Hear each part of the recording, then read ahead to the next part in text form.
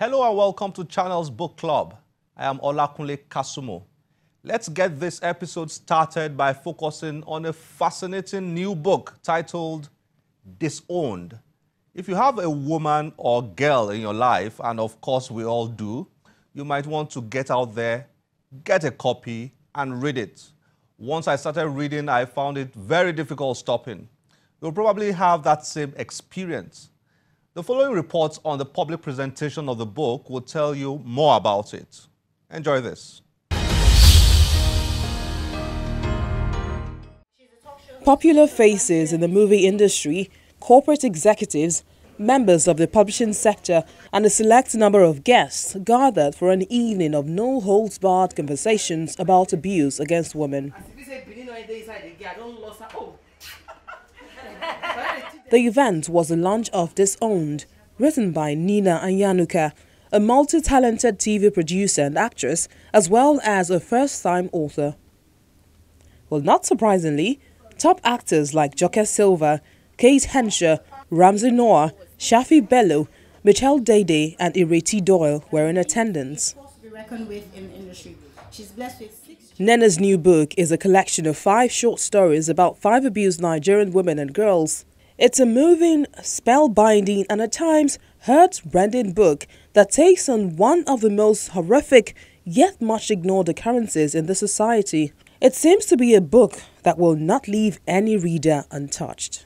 This is such a well-written book. The stories are so poignant and they're so heartfelt that beyond reading the verses, the lines of the book, you will think about what you've read. When you have literature like that, that means it's extremely powerful. I think you've done a fantastic job. So I'm happy about this book, and I do wish also as a filmmaker that I'll be blessed enough to get to that point in my life where I can make more of stories like this that talk to our souls, that mirror what we go through on our daily lives. There were readings from the book. I was 10 when Sister took me to get my hair permed.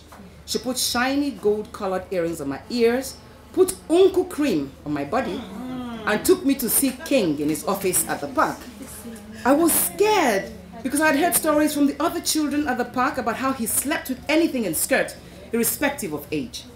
We waited at the reception for a long time before we asked in to King's office. He smiled when we walked in and asked me to come and greet him.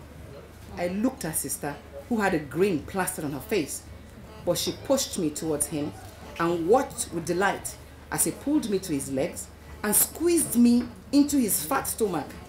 She stood there smiling as he rubbed my belly and chest still flat and undeveloped. King was a short, rotund man in his 50s. His arms were very short and seemed to stop just above the waist. He was very hairy and had hair growing on his earlobes. I knew why Sister was taking me to him, but I was too afraid to protest as I did not want to incur her wrath. He reached into his drawer and handed Sister an envelope.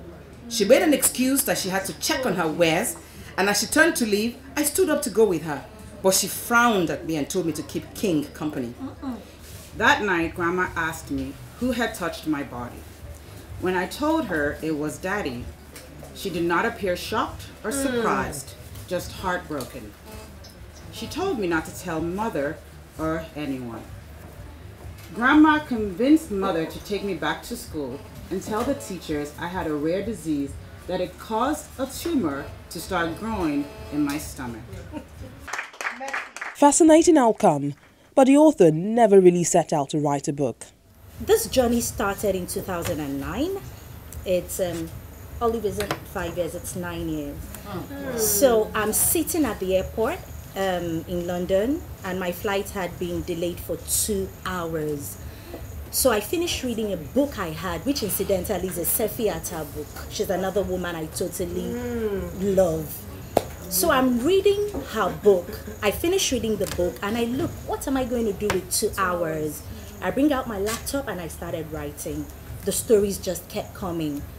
And 2 hours later, my flight was announced. I boarded and forgot about the story. Fast forward several months later, 6, 8 months, I can't remember. But we're at work looking for a particular document, and my colleague Fegi walks in and says, Zina, can we search your old laptop? I'm like, yeah, sure. So he becomes engrossed with something. I'm like, have you found it? And he says, who wrote this? I'm like, I did. So he plugs in the printer. I think he's printing the document, but he's printing the story. From Disowned, the first story, to Two of a Kind, the last story, the new book is full of heartbreaking tales with emotionally intense endings.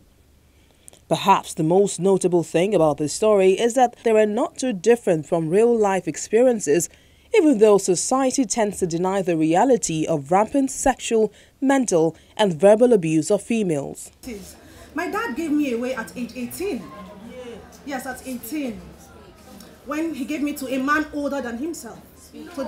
So my husband was older than my father.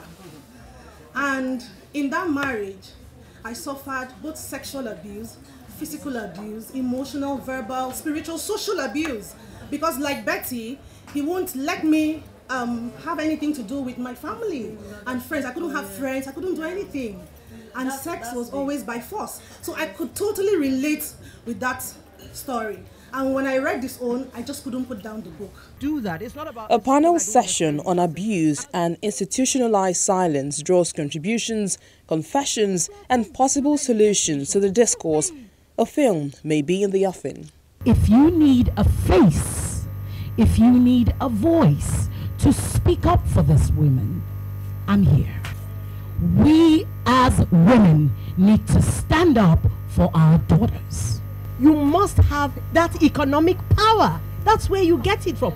Once, you see, part of the control, when a man tells you that you should not work, that's the beginning of control. Because the reason why abuse happens is isolation.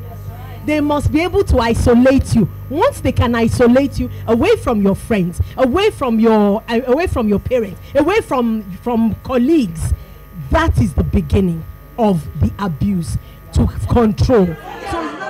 Famed actor Richard MOFE-DAMIJO, Nina's mentor, is instrumental to the production of the book. Let's put it this way. She wrote a story, sent it to me. I read it. Past midnight, I was crying. I was scared. The emotions were so mixed. I picked up my phone and I called, like, look, the world needs to read your story, this story. At that time, it wasn't even a collection yet. It was just one story. I think it was the Blackest Mission at the time. And it was from there that the whole idea to publish her started snowballing. And I'm glad today that is, a reality. Disowned may not be a book for the faint-hearted.